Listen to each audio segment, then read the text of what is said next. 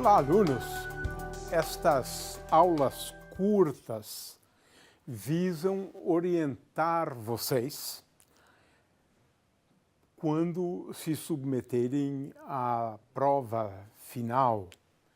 A ideia aqui é apresentar algumas fórmulas, como utilizá-las, e certamente a prova estará baseada nas fórmulas, nos conteúdos que vamos apresentar para vocês. De forma que essa é uma aula de revisão do eletromagnetismo avançado. Vamos começar com a solução de problemas da eletrostática. Qual é o problema da eletrostática? Dada a distribuição de cargas, que pode ser discreta, pode ser também contínua, determinar o campo elétrico e o potencial, ou o potencial e a partir dele o campo elétrico, ou a partir do campo elétrico determinar o potencial. Às vezes também a gente especifica, são poucos problemas que a gente vai pedir isso, o potencial sobre uma superfície, né, além da distribuição de cargas. Esses são problemas típicos da eletrostática. No caso de uma distribuição discreta, N cargas, uma aqui, outra aqui, outra aqui, e assim por diante, é bem simples. O potencial sabendo o potencial associado a uma carga, você agora, dado o princípio da superposição, a solução é a soma dos potenciais associadas a cada uma das partículas. Isso aqui vocês já viram antes, não é o caso, né? Que a gente vai abordar, por exemplo, na prova. Porque aqui o que é relevante é uma distribuição contínua de cargas, né? E agora queremos reforçar isto. Nós temos 3 métodos para resolver problemas de eletrostática. Alguns deles se aplicam a algumas situações e outros não. Alguns são bastante gerais, né? 3 métodos, então, basicamente. Uma distribuição contínua de cargas é tal que, num determinado elemento de volume, dV, né, encontramos uma quantidade de carga de que, estamos falando agora de volume infinitesimal, carga infinitesimal, de que igual a ρ. Isso é que define a densidade volumétrica de cargas. Pode ser superficial também, pode ser ao longo de uma curva, uma densidade linear de cargas, né? O fato é que aqui se trabalha muito com o conceito de densidade de carga elétrica, carga por unidade de volume de uma distribuição, sendo que o vetor associado à posição de um elemento de volume, nós vamos utilizar mais R' para esse vetor de posição. O primeiro método, o mais geral, mais completo possível, é o método onde a gente resolve a equação de Poisson. Esse é o método por excelência, né? Agora, a equação de Poisson envolve esse operador laplaciano. Aqui eu escrevo o laplaciano em coordenadas cartesianas, o laplaciano em coordenadas cilíndricas, ou, se preferirem, né, coordenadas polares, a gente vai até aqui, né, e, finalmente, em coordenadas esféricas. O aluno não precisa saber isso de cor, porque isso há de estar no formulário da prova. Mas, de qualquer maneira, é bom que ele saiba. E é bom que ele saiba também quando escolher uma ou outra. Se eu tenho uma carga pontiforme, essa equação, que é a equação fundamental da eletrostática, é a equação de Poisson. De forma que a equação de Poisson se escreve desta forma. Ρ aqui é a densidade de cargas que varia de ponto a ponto. Consequentemente, V também varia de ponto a ponto. Se for uma carga pontiforme, eu quero lembrar, né, o método da função de Green, e a gente escreve a densidade como sendo igual a ρ vezes a função delta. É bom lembrar isto, né? O fato é que se a distribuição for tal que ela dependa ou que ela depende só da coordenada x, por exemplo, aí você procura uma solução que depende só da coordenada x. Aí você fica com uma equação que, em geral, é relativamente simples, os problemas que a gente vai colocar para vocês. Ou seja, se ρ depende de x, eu preciso procurar a função v, tal que derivada duas vezes vai me levar a ρ de x. Se a densidade variar só com a coordenada ρ, a coordenada polar ou a coordenada cilíndrica ρ, então você vai escrever, né, o Laplaciano em termos das coordenadas ρ, φ e z, né? E esse Laplaciano nessas coordenadas, para uma função que depende só de ρ, se escreve sob esta forma aqui. Se a densidade depender só da distância até a origem, que é a coordenada r, lembrando essa coordenada r é o módulo do vetor r, né? Então, você agora vai procurar soluções da equação de Poisson, mas em coordenadas esféricas, onde o potencial depende agora da coordenada esférica. Não precisa o aluno memorizar, né, todas essas expressões do Laplaciano, mas se ela depende de uma coordenada apenas, quer seja x, ρ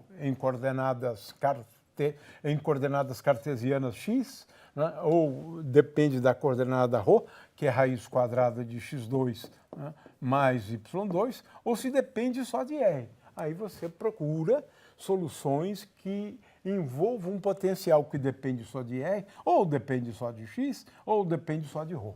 É essa a dica que a gente dá. A outra forma é que é muito difícil você colocar numa prova, porque elas são muito trabalhosas, né? É efetuar integrais. Você tem que efetuar integrais. Então, o potencial, dada a densidade volumétrica de cargas, depende de uma integral sobre um determinado volume. E você precisa saber realmente especificar este volume aqui. É claro que o campo elétrico é menos o gradiente disso, e o campo elétrico, então, se escreve assim. A gente não tem por hábito colocar problemas envolvendo integrais, porque isso é uma coisa muito trabalhosa. Para uma prova, não. Para resolver em casa, sim. Mas uma prova é mais difícil, né? Em geral.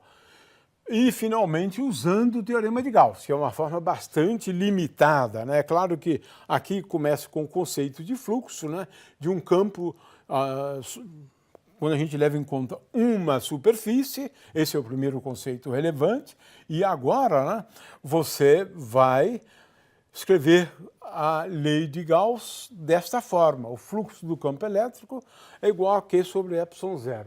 A gente recomenda muito que o aluno saiba resolver problemas utilizando esta formulação da lei de Gauss, né? Da lei de Gauss, né?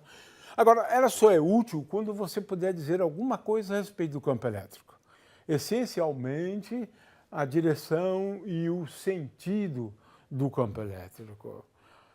Você usa argumentos de simetria e aí você pode fazer uso da lei de Gauss, que é sempre válida, mas você pode fazer uso dela para calcular o campo elétrico.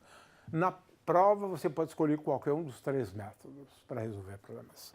Este aqui se recomenda quando você tem uma situação de simetria e quando você puder dizer alguma coisa sobre o campo elétrico, né?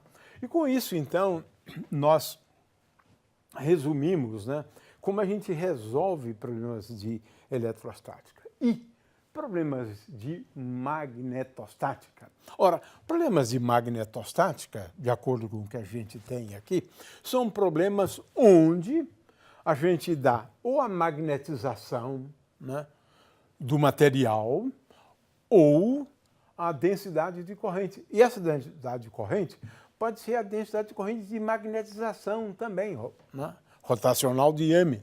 O fato é que problemas de magnetostática são assim, né? J não depende do tempo, né? a magnetização não depende do tempo. Então, esses são os dados e agora você quer calcular o potencial vetor. Não, potencial vetor, a gente vai ver que um método passa pela determinação do potencial vetor e, a partir do potencial vetor, você determina o campo magnético, B igual a rotacional de A. Então, você pode começar determinando A. Aqui também nós temos 3 métodos para resolver problemas de magnetostática. Lembrando a relação, que é importante, entre o campo B e o campo A, o potencial vetor, B igual a rotacional de A. Ora, aqui a gente começa então com a equação de Poisson. Não é muito comum, né, isto, mas em princípio isso é possível também. Né? É que aqui é mais complicado, porque eu tenho, na verdade, 3 equações de Poisson, para x, para y e para z. Né? Mas é, sim, um método. Claro que a solução dessa equação me leva à solução de integrais. É isto. Né? É isto. Portanto, eu tenho que efetuar integrais sobre a região na qual você tem uma densidade de corrente. Né? É isso. Né? Então, esse é um segundo método, você efetua integrais e agora o que interessa no mais das vezes é o campo magnético. Mas o campo magnético é igual ao rotacional do potencial vetor. Vamos agora a um segundo método, mas ele deriva daquele primeiro, na realidade. Ele não é independente do primeiro, que é fazendo uso da lei de Biot-Savart. Né? A lei de Biot-Savart, ela é escrita, né, sob esta forma aqui. Né? Aqui, na verdade, está faltando sobre 4π aqui, né? Mas ele está aqui, de forma que você agora tem que realizar uma integral, né, de volume, onde nós temos uma densidade de corrente. R' são os pontos, né? R' são os pontos dessa distribuição de correntes. Né? Você está calculando o campo ou o potencial vetor num ponto, né, fora da distribuição. R' são os pontos sobre a distribuição. Fora, mas às vezes também você está querendo calcular aqui dentro. Mas são pontos distintos. Né? Esse R aqui é o ponto onde eu vou determinar o campo B ou o potencial vetor. Né? É isto. Então, a gente recai em integrais. É claro que se eu tenho um fio, essas integrais, né, ficam mais simples. Né? Tem essa forma aqui. O que não quer dizer que muitas vezes isso aqui seja fácil de efetuar. Mas no caso de um fio, B é dado por essa expressão. E veja só, né? Aqui agora eu já corrigi, né, o fator 1 sobre 4π, né? Mas o fato é isso, que você tem que resolver problemas efetuando integrais. Né? Finalmente, temos um método usando o teorema de Stokes, né? Que é a circulação do campo B igual a μ0i. De novo, vale o comentário que eu havia feito antes. Você precisa, né, precisa fazer uso de argumentos de simetria. Muitas vezes, fazendo uso do método de integrais, você vai ser levado a determinar integrais desse tipo. A nossa proposta é, essa integral aqui, ela, na verdade, pode ser pensada como a integral associada a um campo elétrico com densidade constante. Né? Portanto, a ideia é agora você fazer o uso de um truque, usar a lei de Gauss para calcular esse campo elétrico, ou seja, calcular essas integrais fazendo, então, uso do teorema de Gauss. É um truque, esse truque vai ajudar vocês. E aqui tenho a expressão para se determinar, né, o campo elétrico fazendo uso do teorema de Gauss. Muito bem, finalmente, a lei de Ampère, né? A circulação do campo B é igual a μ0i, mas é de um alcance limitado. Né? Muito bem, vamos agora à solução de problemas de materiais dielétricos. Né? O problema do material dielétrico é que agora você tem dois campos, né? Não um só. Na verdade, três campos. Né? O campo D, que se relaciona o vetor de deslocamento, que se relaciona a densidade de cargas desse jeito, essa lei de Gauss para o campo D. Né? E também a gente introduz, né, o campo, claro, o que nós estamos interessados é o campo E. Então eu tenho o campo D, tenho o campo E, e agora eu tenho o vetor, né, de polarização. A polarização P, que é uma grandeza vetorial, e ela se relaciona, né, isso vai estar também no formulário, né, ela se relaciona com o campo E. Em geral, para calcular o D, a gente usa, né, a lei de Gauss.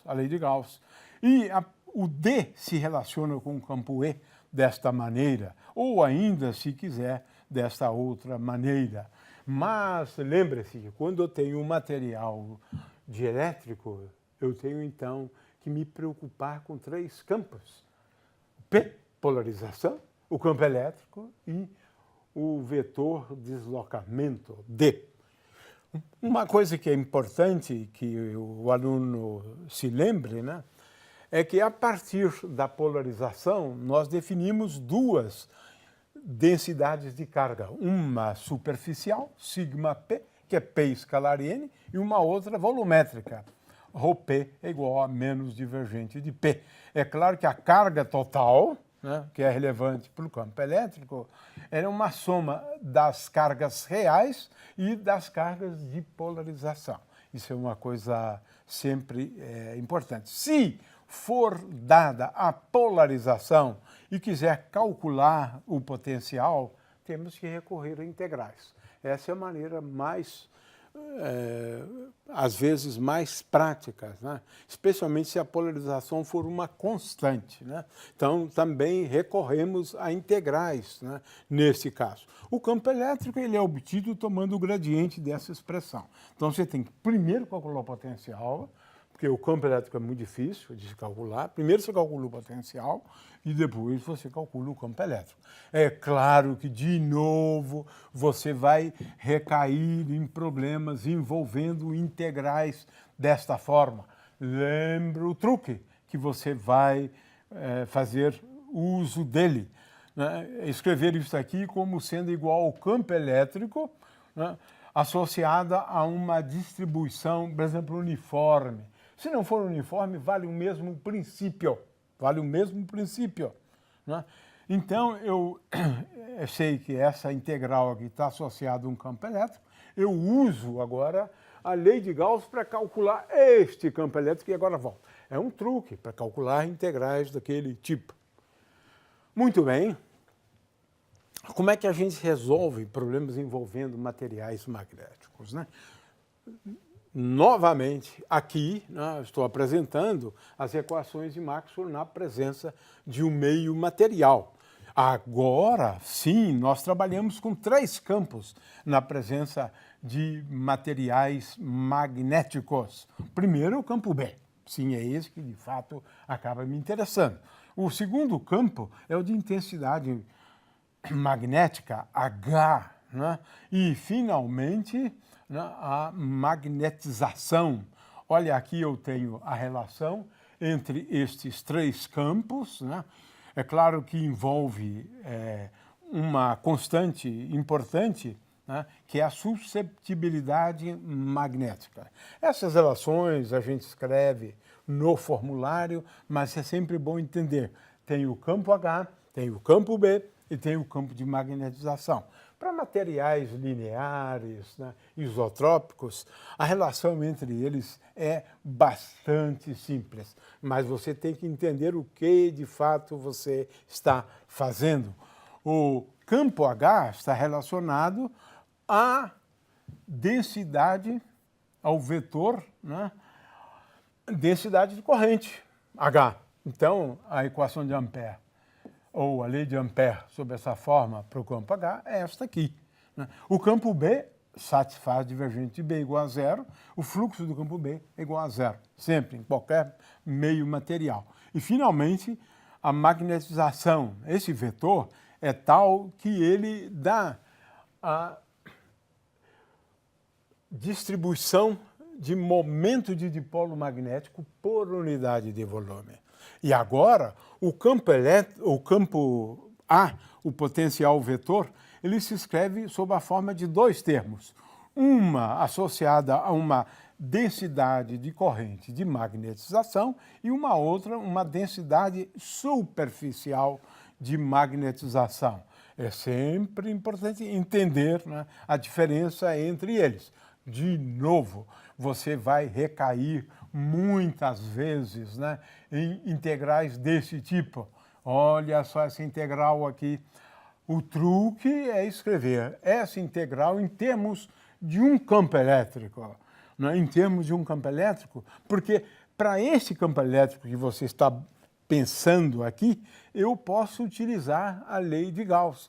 Então, essa integral aqui, você sempre vai escrevê-la sob esta forma aqui, né? Você simula, né, a existência de uma distribuição de carga elétrica, né? E no final você tem aqui como determinar este campo elétrico usando a lei de Gauss, né, esse campo elétrico utilizando a lei de Gauss e, consequentemente, você volta agora para resolver o seu problema, porque você determinou o campo elétrico, multiplica por ε0 e divide por ρ0 e você tem a integral que você quer. Estou sempre chamando a atenção para esse truquezinho.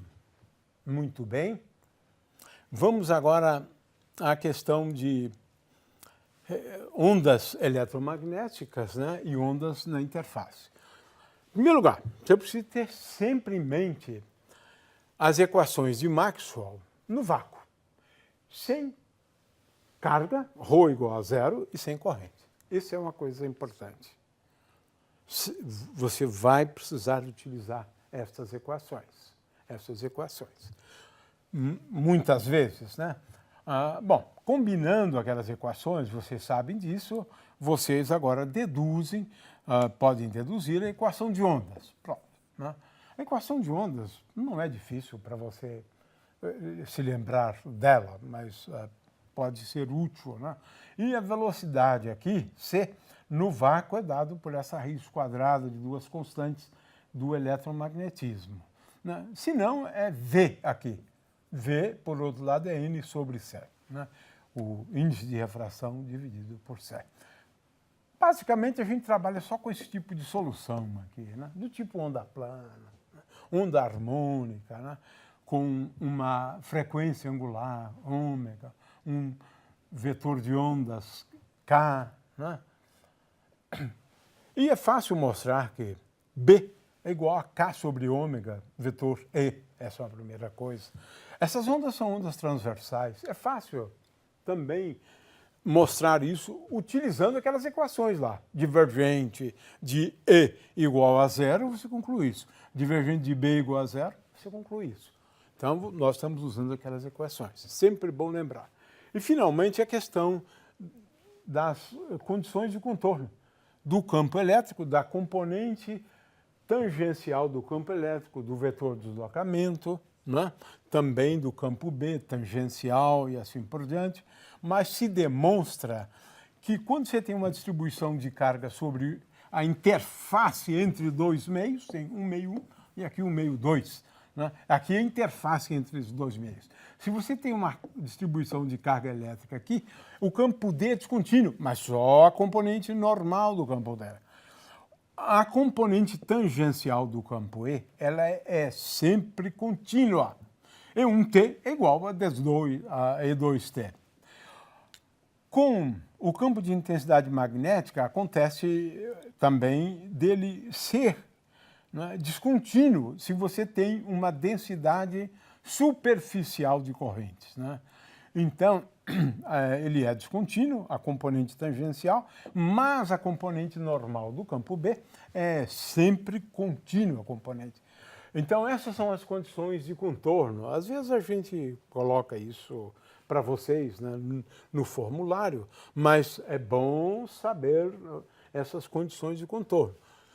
Energia é transportada pela onda eletromagnética, né? A intensidade, né, da onda eletromagnética, quanto de energia por unidade de tempo, por unidade de área, pode ser deduzida a partir do vetor S, o vetor de Poynting, né? Ele é dado por E vetor H, sempre.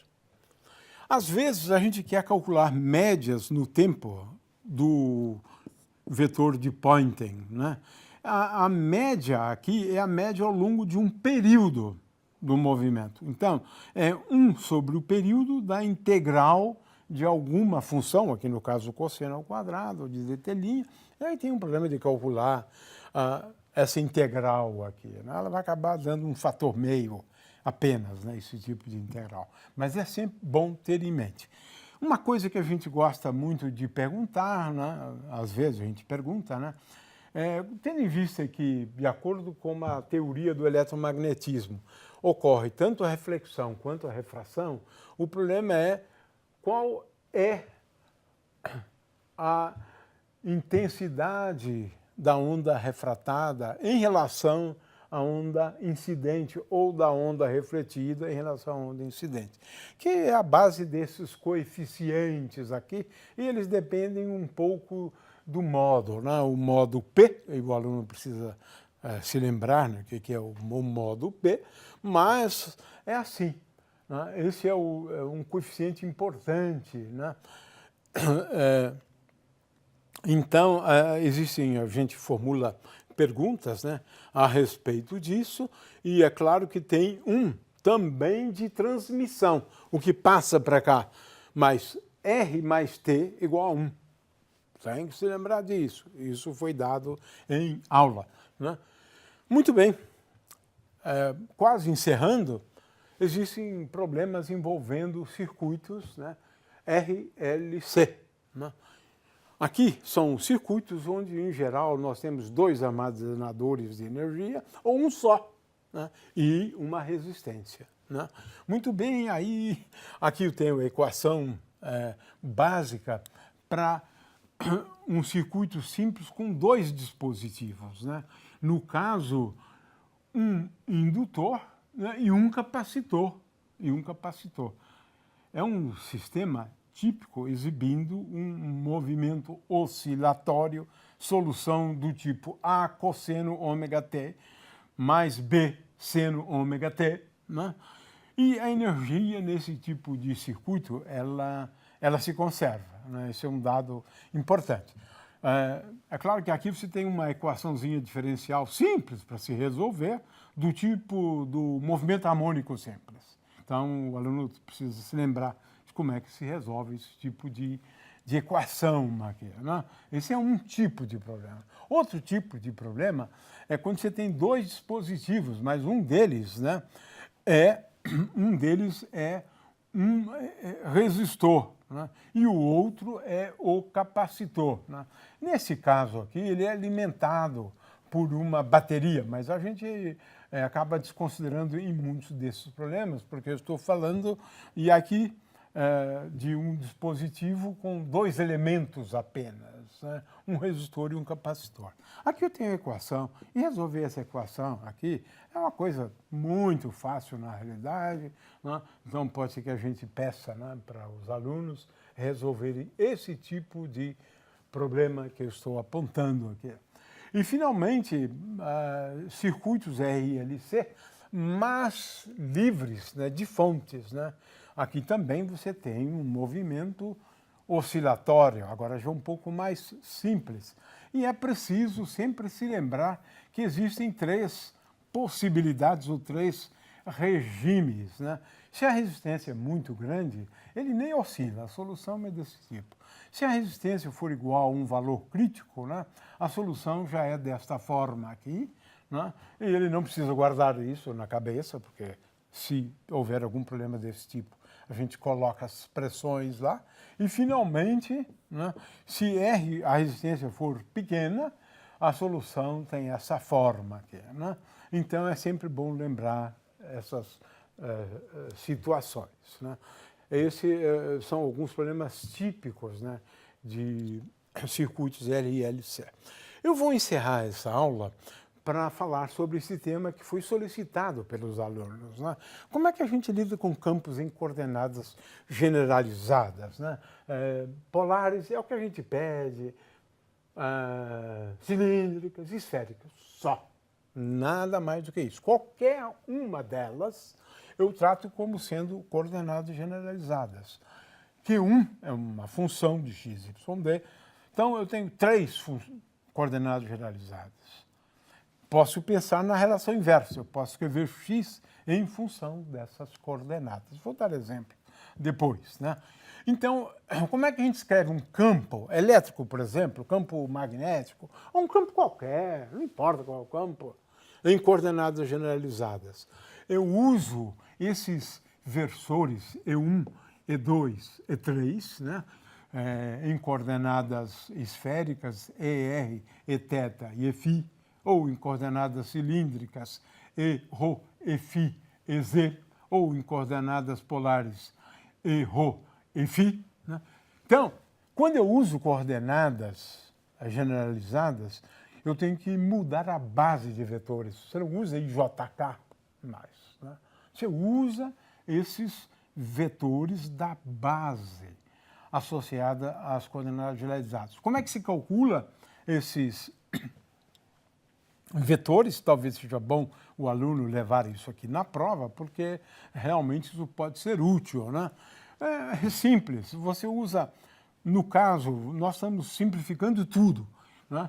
Um primeiro vetor da base é dr. R é o vetor posição, x, i mais yj mais zk. X, y e z depende de Q1.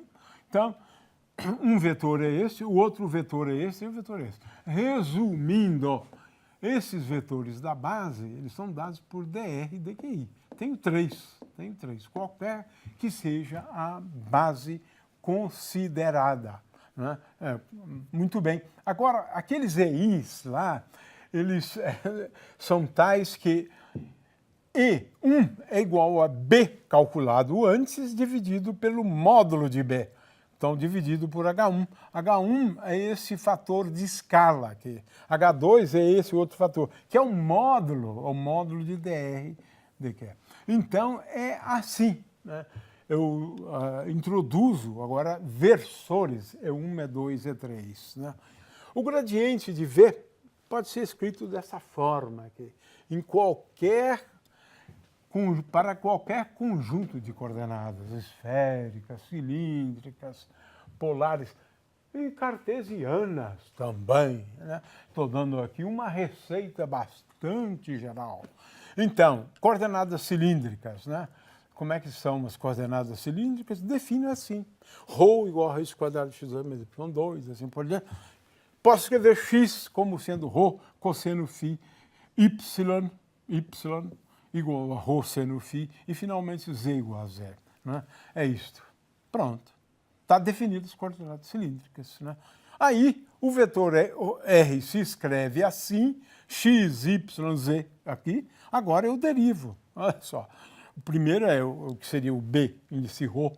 Né? Veja, é simples. B, φ e assim. E agora eu tenho que normalizar.